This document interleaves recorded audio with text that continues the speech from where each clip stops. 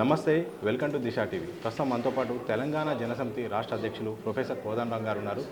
కాంగ్రెస్ సర్కార్ పాలనపై అలాగే రాష్ట్ర రాజకీయాలపై మరిన్ని విషయాలు చర్చిద్దాం. సార్, ప్రధానంగా కాంగ్రెస్ పార్టీకి మీరు యునానిమస్గా మద్దతు ఇచ్చారు. నెల రోజుల పాలన పూర్తయింది. మీరు చూసిన పాలన ఎలా ఉంది?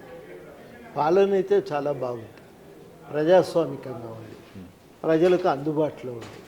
ఎందుకు ఈ మాటలు అంటున్నానంటే దానికి సాక్ష్యాలు కనబడుతున్నాయి.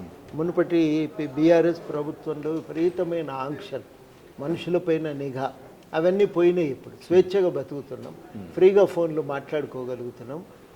తర్వాత అన్నిటికంటే మించి ఏంటంటే తెలంగాణలో ఇవాళ ఉన్న పాలన ఇవాళ ప్రజలకు అందుబాటులో, ప్రజలకు అందుబాటులో ఉంది. ఎవరైనా పోవటానికి చెప్పుకోవటానికి బాగుంది. అది ఏవి కీలక సమస్యలు అనుకున్నామో వాటిపైన దృష్టి పెట్టి తక్షణం పరిష్కరించే ప్రయత్నం చేస్తున్నారు. అన్ని విధాలుగా కూడా ఇది అనుకూలంగా ఉంది. సో సమస్యలు ప్రస్తుతానికి ఒకవేళ ఈ పాలన మార్పులు కనుక వస్తాయి అంటే, మీరు గతంలో ఎన్నో సమస్యలు లేవనెత్తారు ఆ ప్రభుత్వంపై. ఆ పరిస్థితి వస్తే మీరు ప్రభుత్వానికి విన్నవించే అవకాశం కానీ, డిమాండ్ చేసే అవకాశం కానీ భవిష్యత్తులో ఉంటుందా? అందుబాటులో ఉన్నారు కదా, ప్రజలే నేరుగా పోయి చెప్పుకోవటానికి అవకాశం ఉంది.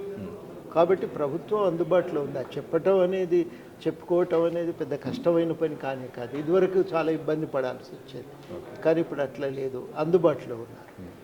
సో మన రేవంత్ రెడ్డి గారు ఒక ఇంటర్వ్యూలో మాట్లాడుతూ మీ ప్రస్థానం వచ్చింది, పెద్దల సభలో కోదండరాం లాంటి వ్యక్తి ఉండాల్సిన అవసరం ఉంది, తప్పకుండా వారికి అవకాశం కల్పిస్తామని చెప్పారు. మీకున్న సమాచారం ఏంటి? మీరు పొత్తుల విషయంలో కానీ అప్పుడు చర్చించినప్పుడు ఎలాంటి అంశాలు వచ్చాయి చెప్పండి. ఎమ్మెల్సీగా చేస్తామని ప్రకటించారు కదా, అది అందరికీ ఉన్నటువంటి తెలిసిన సమాచారమే. అది ఇంకా కొత్తగా దానిపైన నేనేం మాట్లాడేది లేదు.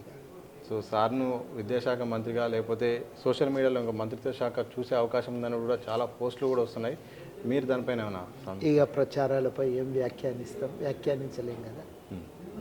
సో మరోవైపు బీఆర్ఎస్ పేరును టీఆర్ఎస్గా మార్చాల్సిన అవసరం ఉందంటూ సొంత పార్టీ నేతలు మళ్ళీ చర్చ వచ్చిన అవకాశం కనిపిస్తుంది. ఒకవేళ పేరు మారిస్తే మళ్ళీ పునర్భైవం వచ్చే అవకాశం ఉంది ఆ పార్టీకి? ఏమో కుప్పగోలిపోయిండ్రు. ఇప్పట్లోనైతే కష్టం. ప్రజాస్వామ్య విలువల పట్ల గౌరవం లేకుండా, ప్రజల పట్ల ప్రేమ లేకుండా ఏ పార్టీ కూడా మనుగడ సాగించలేదు. ఇవాళ టీఆర్ఎస్కున్న సమస్య కూడా అదే. ప్రజలకు దూరం అయిపోయిండ్రు, ప్రజలతో సంబంధాలు తెంచుకున్నారు, సొంత ప్రయోజనాల కోసం అధికారం వాడుకున్నారు. పట్లో అది పునరుద్ధరించుకోవటం చాలా కష్టం. సో ఈ సందర్భంలో బీఆర్ఎస్ ప్రతిరోజు సమీక్ష సమావేశాలు నిర్వహిస్తుంది. ఒక్కోసారి ఒక్కో వార్తలు వస్తుంది.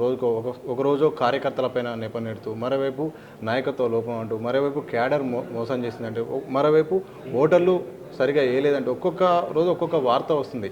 ఈ సమీక్షను బట్టి, వార్తలను బట్టి చూస్తుంటే పార్టీ ఏమన్నా ఎలాంటి చర్చ జరుగుతుంది అనుకుంటున్నారు? ఇప్పుడు తమ పాత్ర ఏంది తెలంగాణలో అన్న దానిపైనే వాళ్ళకు ప్రాథమికంగా స్పష్టత లేదు. ఆ స్పష్టత లేకుండా వాళ్ళు ముందుకు పోవటం కష్టం. అది ఇవాళ బీఆర్ఎస్ పార్టీకి ఉన్న పెద్ద పరిమితి. ఆ పరిమితి వల్ల దానికి ఎదుగుదల కూడా కష్టం. సార్, టీఎస్పీఎస్సీ విషయంలో చాలాసార్లు మీరు గత ప్రభుత్వంలో ఉన్నప్పుడు తప్పిదాలపై మాట్లాడారు.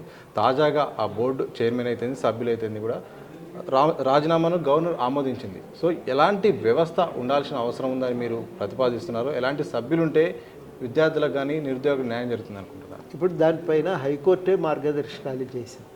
హైకోర్టు ఏమన్నదంటే, ఆ చట్ట ప్రకారం కొంత నిష్ణాతులైనటువంటి వాళ్ళను నియమించాలి, ఎవరిని పడితే వాళ్ళను వేయకూడదు అని. కాబట్టి ఆ గైడ్లైన్స్ను అందరూ గుర్తిస్తున్నారు. ఇప్పుడు దాని ప్రకారం కొంత నిష్ణాతులైనటువంటి వాళ్ళని నియమించాల్సింది. అది ప్రభుత్వం ఆ విషయంలో పూర్తి అవగాహన ఉంది. కాబట్టి చాలా ఆలోచనతో వాళ్ళు నిర్ణయాలు చేస్తారనేది నాకున్న విశ్వాసం. సో మాజీ మంత్రి కేటీఆర్ మాట్లాడుతూ, మేము అభివృద్ధి పనులు చేశాం కానీ అబద్ధాలు చెప్పుకోలేదు. కాంగ్రెస్ ప్రభుత్వం అబద్ధాలు చెప్పింది పార్టీగా ఎన్నికల్లో. మేము అభివృద్ధి పనులు చేసాం తప్ప మా పనులు చెప్పుకోకపోవడం వల్ల ఈరోజు మేము ఓడిపోయాం. అబద్ధాలు చెప్తే బాగుంటేదని ఒక వ్యాఖ్య చేశారు. వాళ్ళు నిజాలు మాట్లాడితే బాగుండేది. అన్ని అబద్ధాలు చెప్పిండ్రు కాబట్టి కుప్పగూలిపోయిండ్రని నేను అనుకుంటున్నాను.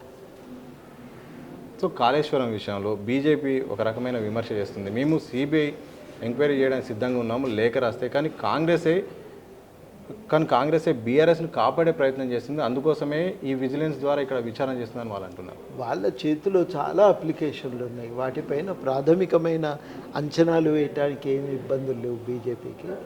చేయవచ్చుననే నేను అనుకుంటున్నాను. అది చేసినప్పుడు అవసరమైతే మా దగ్గర ఈ సమాచారం ఉంది, మీరు ఒక అవకాశం ఇవ్వండి, మేము చేస్తామంటే కేంద్ర ప్రభుత్వం రాష్ట్రంలో ఏ ప్రభుత్వమైనా వింటారు. కానీ పట్టించుకోకుండా ఇవాళ సడన్గా వచ్చి మమ్మల్ని అడిగితే మేము చేస్తాం అని అంటే రాష్ట్ర ప్రభుత్వం కూడా ఎందుకు అనుమతిస్తుందండి? అంత తొందరగా ఇయ్యరు కదా. మరి అది బీఆర్ఎస్కు లాభం చేసే విధంగా ఉంటుందో ఎట్లుంటుందో అనే భయం ఉంటుంది. కాంట్రాక్టర్ను కాపాడే ప్రయత్నం కూడా చేయవచ్చు.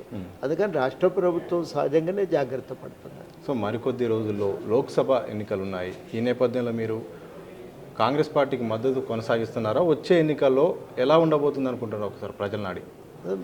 ఈ విషయంలో ఏంటంటే కేంద్రంలో మేము పోయి అక్కడ నిర్వహించగల పాత్ర తక్కువ.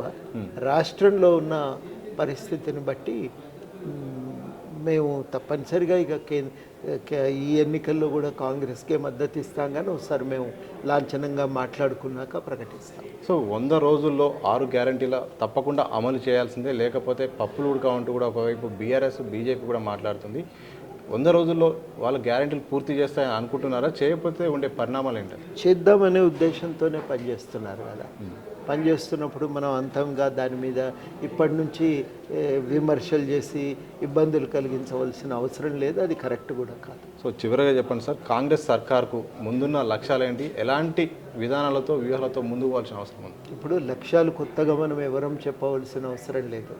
వాళ్ళే ఒక మేనిఫెస్టో రాసుకున్నారు, అది చాలా ప్రధానం అన్నారు. కాబట్టి ఆ మేనిఫెస్టో ప్రకారం వాళ్ళు పోతున్నారు, ఒకటొకటి టిక్కు కొట్టుకుంటూ అమలు చేస్తున్నారు.